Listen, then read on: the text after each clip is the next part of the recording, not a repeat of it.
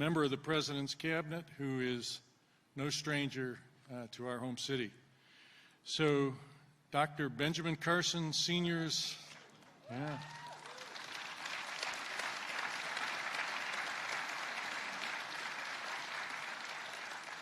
His life journey is, to say the least, an impressive one, and it began right here in Detroit. Born to a single mother with a third-grade education who worked multiple jobs to support their family, Secretary Carson was raised to love reading and to love education. A graduate of Yale University and our own University of Michigan Medical School, Dr. Carson spent nearly 30 years as Director of Pediatric Neurosurgery at Johns Hopkins Children's Center, where he performed the first separation of twins conjoined at the cranium. Dr. Carson is the recipient of the Presidential Medal of Freedom, which is our nation's highest civilian honor. He's the author of 9 books, and with his wife co-founded the Carson Scholars Fund, which recognizes young people of all backgrounds for exceptional academic and humanitarian accomplishments. In March of 2017, Dr. Carson was sworn in as the 17th Secretary of the U.S. Department of Housing and Urban Development. Please join me in a warm welcome back to Detroit for Dr. Carson.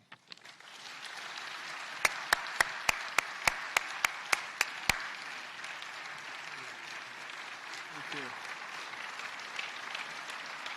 Thank you. Thank you so much. Thank you. Well, thank you for inviting us to join you for this occasion. It's always nice to come back home to Detroit. You know, people badmouth Detroit all the time. They don't realize what a great place this is and how much potential actually exists here. And, you know, my wife over there is from Detroit as well. And we had to go off to New Haven to meet each other, but it all worked out okay. And, you know, in many ways, what's going on in Detroit, this big comeback, is a story of what's happening all across this nation. You know, there was a time of enormous economic uncertainty. That seems to be going away, and people are rolling up their sleeves here in Detroit and all over the country. And the result has been nothing short of a rebirth of the American spirit, of our pride, positivity, the potential that exists in this great nation of ours. We're witnessing record low unemployment amongst many demographics in our country, unprecedented job growth, historically strong economy. You know, there are 7 million job openings and 6 million people looking for jobs. I mean, this is the first time that has ever happened in our country. Some people think it's a coincidence, but it's not a coincidence. You know, the economists are always saying there are natural cycles, and the economy will cycle up and it will cycle down. And it has nothing to do with who's in office. What a bunch of crap! Because you get people who actually understand the economy and they know how to stimulate it, and it goes up. And then you get people who say, "Let's just tax everybody to death and regulate everything," and it goes down. So it is a natural cycle in that sense. But much of the credit for this rising tide belongs to this administration, including Vice President Pence, who's with us here today. You know, it is such a pleasure working with the Vice President. You'll be very fortunate if you ever meet anybody who's a kinder, gentler spirit, who thinks logically, and you know, is very supportive and has great foresight.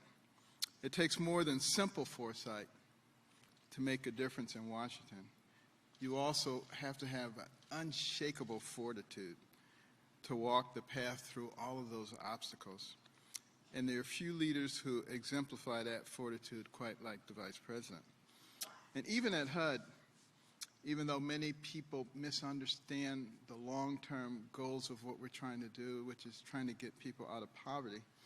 You know, the Vice President has been with us every step of the way, and he has championed the opportunity zones, which are an incredible undertaking which allow people who have prospered in our society to take their unrealized capital gains and invest them in areas that are in need of renaissance, both urban and rural areas.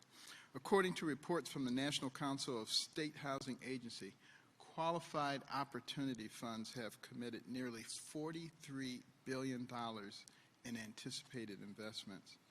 And these resources will be used to plant the roots of strong, consistent growth for the most distressed neighborhoods in America, places that have been long neglected, and they're going to be neglected no more. This administration, thank you. You know, this administration has also been a strong supporter of our nationwide efforts to increase affordable housing through deregulation. And if there's one thing a surgeon's good at, it's cutting stuff. And so, you know, we need to cut a lot of things that are preventing us from utilizing the amazing technology that we have.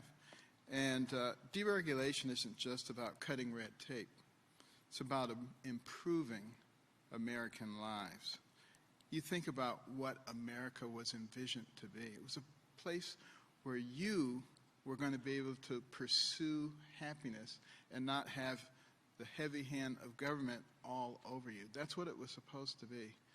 And then other people had a system that they thought was better, where you just turned over all power to the government and they regulated your life from cradle to grave. Good thing is we get to decide which one of those we want. With this in mind, the White House established the White House Council for Eliminating Barriers to Affordable Housing, which I had the pleasure of chairing. And the council is engaged with state, local, and tribal leaders across the country to remove the obstacles that impede the production of more affordable homes. And just this summer, we had a display on the National Mall of affordable housing. The technology that our people have come up with is amazing. Innovation and entrepreneurship is not dead in this country by any stretch of the imagination. We have done what needs to be done. We just have to remove the silly regulations so that we can use it and we can bring the housing prices down. We can stabilize them. We can give people good places to live. You look at a city like Tokyo, which has more people than New York. There's no homelessness there. So it can be done. You know, one of the papers last week said, Carson said there's no homelessness in Tokyo, but it's 0.009 that one person, you know, so he's lying. What a bunch of crap. Anyway, you know, zoning out from Detroit, we really see a story that is reflective of our nation as a whole. Nothing that can stop the United States from advancing except us. You know, Russia can't stop us, China can't stop us, North Korea can't stop us. Only we can stop ourselves. A house divided against itself cannot stand. And each one of us has a duty to utilize their sphere of influence to tamp down the hatred that has occurred in our country for no good reason. And we all share a common commitment to this great nation, to its principles, and to its people. And these are still the early chapters of the American history book. And on behalf of HUD, I'm really excited to see what happens next, particularly if we're all willing to work together. Thank you, and God bless.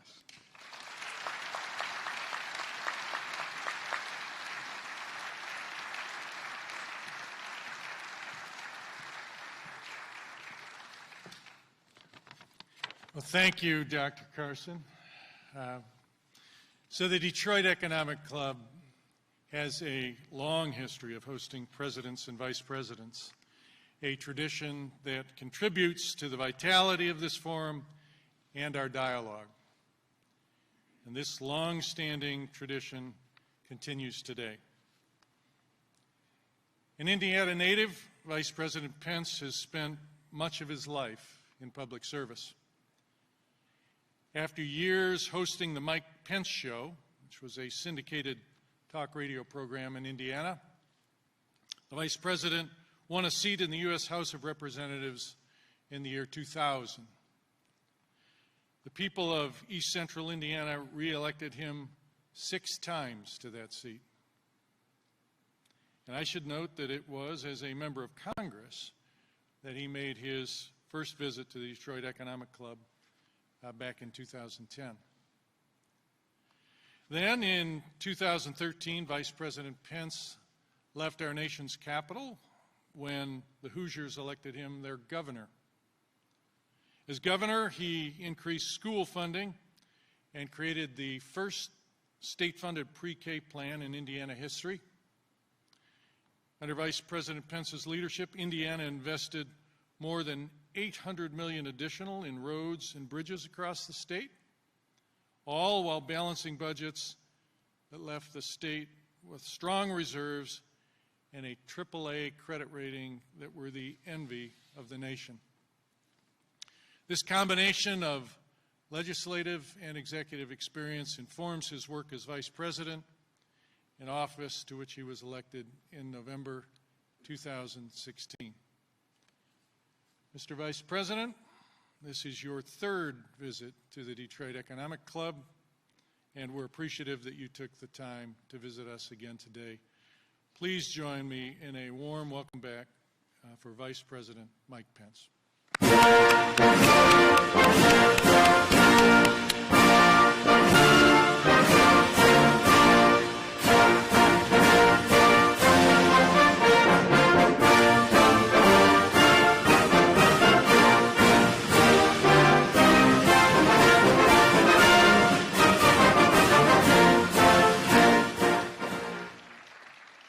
Thank you all. Thank you for that warm welcome. To Jerry Anderson, thank you for those kind words.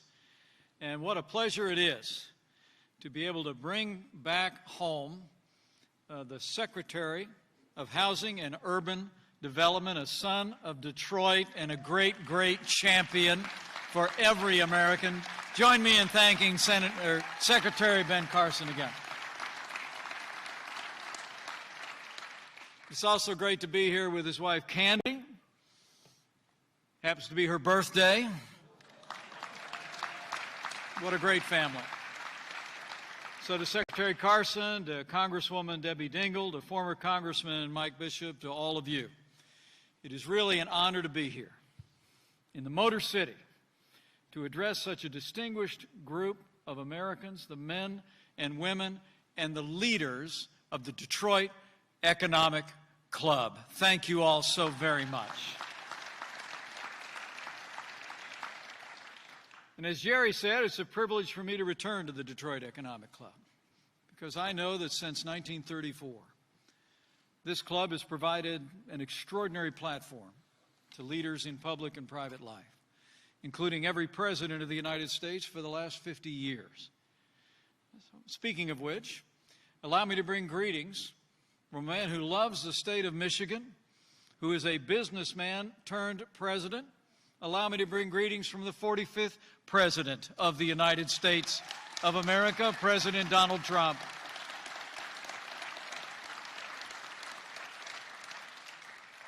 I told the President I was headed this way just this morning, and he wanted me to extend his greetings and his admiration to each and every one of you. And he agreed with me that it's especially fitting for me to be here today before the Detroit Economic Club to talk about the state of the American economy, because it was here that then candidate Donald Trump unveiled our plan to reignite opportunity in America back on August the 8th, 2016. And I was sitting right on the front row when he did it. You know, it's amazing to think 3 years ago was a time when Americans were struggling through what was the slowest economic recovery since World War II. It was amazing. For 8 solid years, the American economy, the most powerful economy in the history of the world, had grown by less than 2 percentage points. But in early August 2016, candidate Donald Trump came before all of you, and he outlined an ambitious agenda that he said, in his words, would, quote, open a new chapter of American prosperity, and that's exactly what we've done. It's true. He promised to enact an across-the-board income tax reduction.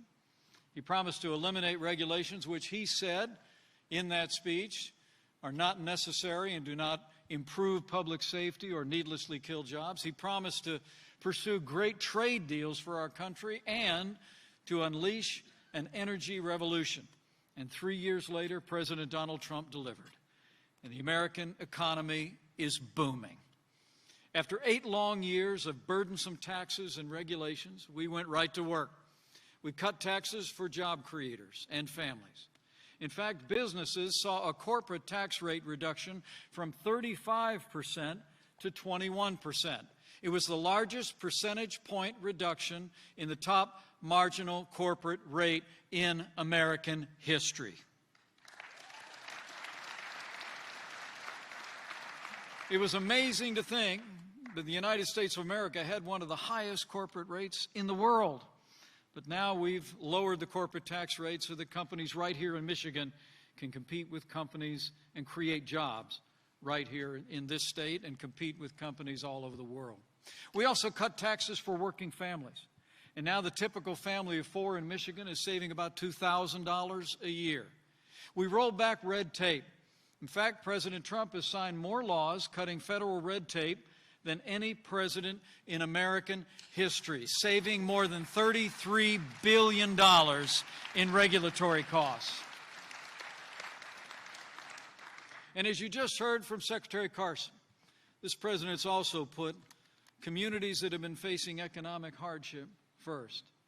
And the truth is that for too long, communities, particularly in our inner cities, were left behind. And with this president's leadership and with the strong support of Secretary Carson, we've already created more than 8,700 opportunity zones across America, including 70 right here in Detroit.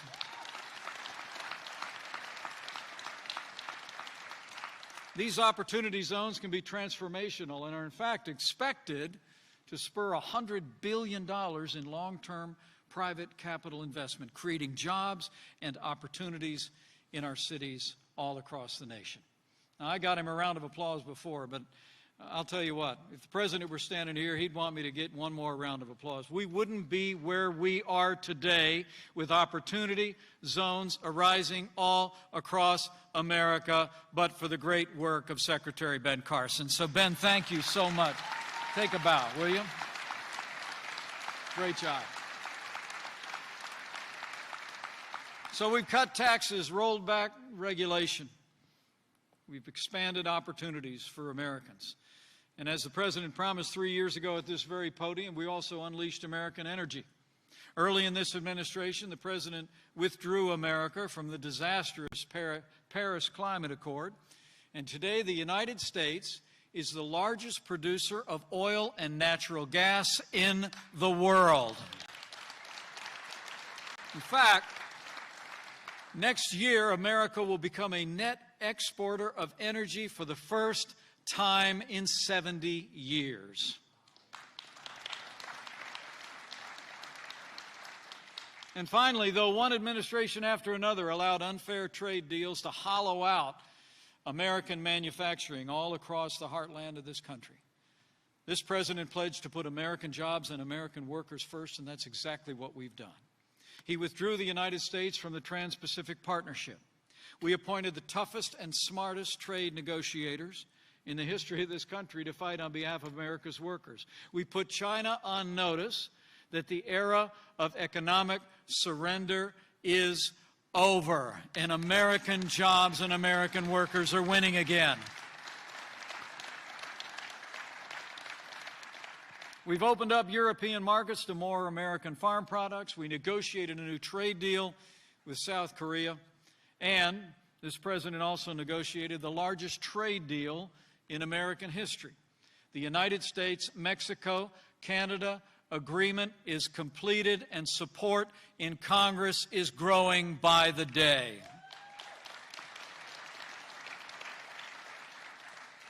So it's been about trade and jobs and tax cuts and regulation, everything that the candidate talked about at this very podium 3 years ago, we've done. and the results have been nothing short of remarkable.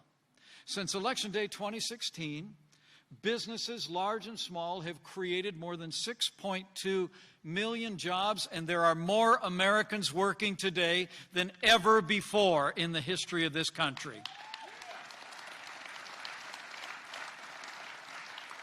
The unemployment rate has dropped to a near 50-year low. We've seen the lowest unemployment rates for African Americans and Hispanic Americans ever recorded. The American dream is working again for every American. And our economy is growing. The average household has seen their income go up by more than $5,000 a year. Wages are rising at the fastest pace in more than a decade. And maybe most important of all to the President and me, that wages are rising fastest for blue-collar working Americans. The forgotten men and women of America are forgotten no more.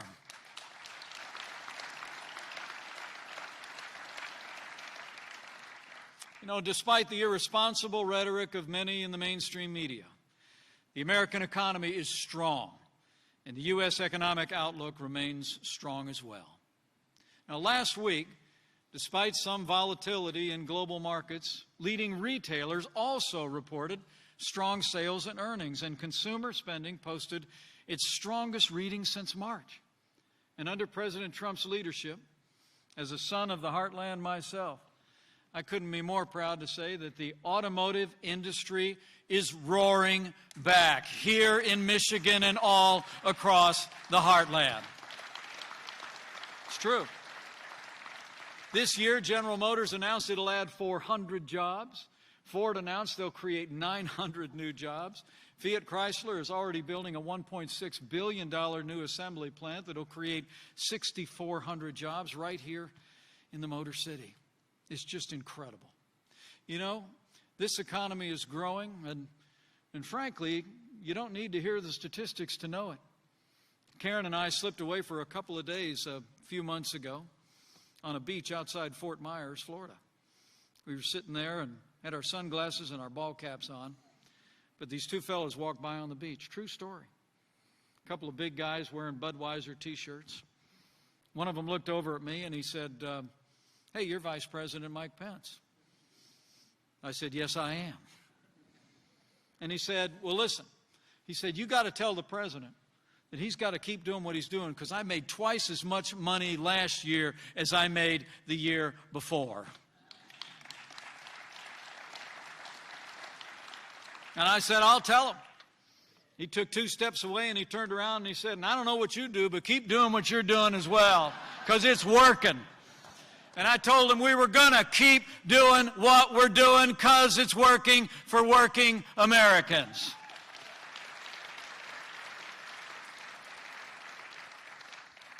And I promise you today, we're going to keep it coming. We're going to keep it coming because for all we've done, the truth is we have opportunities before us. You know, the late Lee Iacocca, who left us not long ago, said famously, quote, "We are continually faced by great opportunities disguised as insoluble problems." And America faces some challenges today, but they're truly opportunities. As we see many economies around the world slowing, we know we can keep America's economy strong and growing. With sound monetary policy, we know we'll support more jobs in this country. With a merit-based immigration system, we'll meet the needs of a growing economy in ways that put America first. With the USMCA signed into law, we'll strengthen the economy of North America like never before. And by standing strong on our trade imbalance and structural issues with China, we'll protect American jobs and prosperity for generations to come.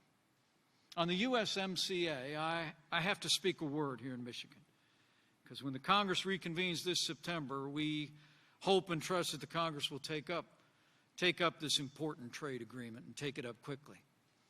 You deserve to know the USMCA levels the playing field for American workers and puts American jobs first. Under the USMCA, 75% of auto parts in duty-free cars must be made right here in North America, and 40% of them must be made by workers making what is essentially the hourly average wage here in the United States.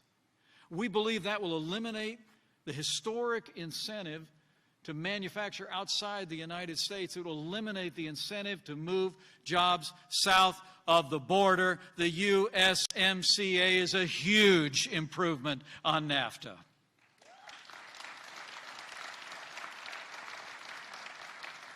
In fact, according to the International Trade Commission, the USMCA will add more than $68 billion to our economy and create another 176,000 American jobs. It's more than a good deal as well. The USMCA actually may well serve as a template for all our future trade deals, whether with the EU, the UK, Japan, or even China. But we still need Congress to approve it. So while I'm here in Michigan today, let me ask you a favor. All of our friends in the Motor City and all across Michigan, and all the leaders here in the Detroit Economic Club, it's a good time to let your voice be heard. We need your help to get this done. Today is a day when you can let your voice be heard. Let's let Michigan's representatives in Washington know that Michigan and America need the USMCA. It's a win for manufacturing and a win for Michigan. Let's get it done. I mean, the President's done his job. Canada and Mexico are doing their job. We need Congress to do its job and pass the USMCA this year. And by enacting the USMCA, we'll strengthen our economy. And, make no mistake about it, by passing the USMCA, we'll strengthen the President's hand in negotiations with China. 17 years ago, America agreed to give Beijing open access to our economy. We brought China into the World Trade Organization. Previous administrations of one party and another made the choice in the hope that freedom in China would expand in all of its forms if we opened our markets to them. And I'm not talking about just economically, but also politically, with a newfound respect for classical liberal principles of rule of law, private property, personal liberty, and religious freedom. We hope to see an expansion of the entire family of human rights in China. But over the past 17 years, we haven't seen it. In fact, the Chinese Communist Party has used an arsenal of policies inconsistent with free and fair trade, policies like tariffs and quotas, currency manipulation, forced technology transfer, intellectual property theft, and industrial subsidies, all the while not becoming a freer society, but actually in so many ways moving China in the opposite direction. Now, these policies that they've implemented have built Beijing's manufacturing base, but they've also resulted in a $500 billion annual trade deficit with America and hundreds of billions more in intellectual property theft every year. But as I stand before you today, here at the Detroit Economic Club, know this: under President Donald Trump's leadership, those days are over.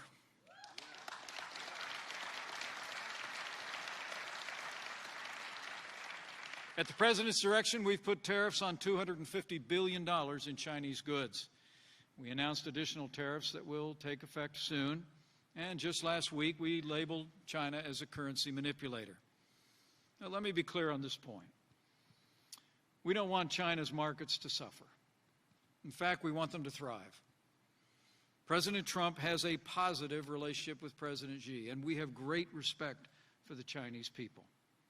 We're in the midst of productive discussions with China, and they'll continue in the weeks ahead. But for the United States to make a deal with China, Beijing needs to honor its commitments, beginning with the commitment China made in 1984 to respect the integrity of Hong Kong's laws through the Sino-British Joint Declaration.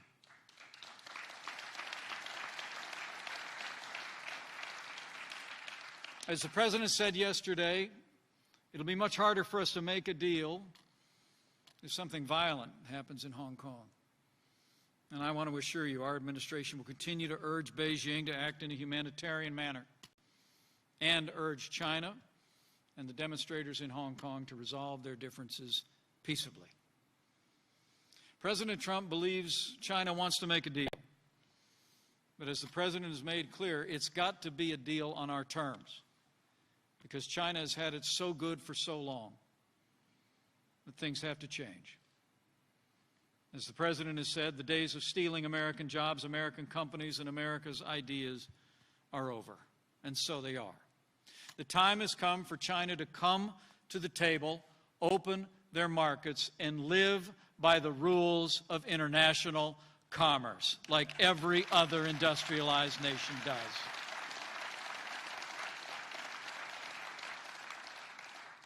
So we're standing strong. And I want to assure you the United States will continue to engage in discussions with China, and we'll continue to pursue a reset in our relationship until our trading relationship with China is free and fair and reciprocal. So under the leadership of President Donald Trump, we've made extraordinary progress. But as I stand before you today, I'm also mindful of the fact that America has a choice to make in the next year and a half. A choice of whether we're going to stay on the path that's created unprecedented prosperity, or whether we're going to take the hard left turn that you heard leading Democrats offer on a debate stage right here in Detroit just 2 weeks ago. You know, watching the debate the other night, with all the Democrat candidates standing so far on the left, I thought that debate stage was going to flip over. You know, as I said before, despite the wishful thinking of some naysayers in the media and in the Democratic Party, the American economy is strong. It's stronger than ever before. But make no mistake about it. For all the progress we've made, all of it could be lost. If the policies advocated by Democrats on that debate stage take hold in the White House, it'll wreck the American economy. I mean, think about it. Where we cut taxes, they're talking about raising them. Where we rolled back red tape, they're talking about piling it on. Where we've unleashed American energy, they're talking about stifling it once again. In an economy built on free enterprise, it's remarkable to see leading Democrat candidates advocating an agenda like socialized medicine, abolishing private health insurance, or open borders and even legalizing illegal immigration, or an extreme climate change agenda where some even called for eliminating fossil fuels. In fact, if you add up every budget-busting proposal they offer, from Medicare for All and the Green New Deal, it would actually cost every household in America over $900,000 over the next 10 years. And on trade, even though, as one candidate observed, Canada is 5 minutes from here, and more than 60% of Michigan's exports go to either Canada or Mexico, not one of the 20 candidates who stood on that stage is supporting the USMCA. And in fact, several of the leading candidates actually oppose this new trade agreement with Canada and Mexico. You know, I honestly believe if any one of the Democrats on that debate stage wins the presidency, the gains of the last 2.5 years would be wiped out. Taxes would skyrocket. The stock market would tank. Jobs would vanish, and we would get that recession these naysayers keep talking about. So before I leave here today, I'm going to make you a promise. President Trump and I are never going to stop fighting to make sure that never happens.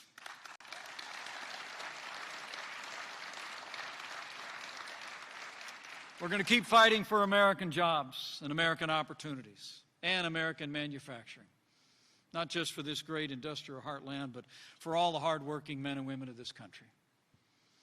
And I want to promise all of you that it's those men and women that are never far from our minds.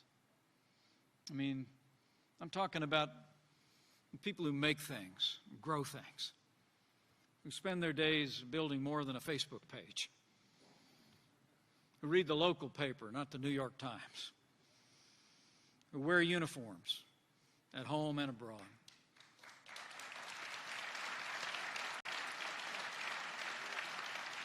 I'm talking about people that put faith and family and freedom first. They love this country, and they know what a blessing it is to be a citizen of the United States of America. These are the people we're fighting for. Every American, regardless of race or creed or color, who wants to work hard and live the American dream. And I promise you, we will never stop fighting until the American dream is a reality for every American.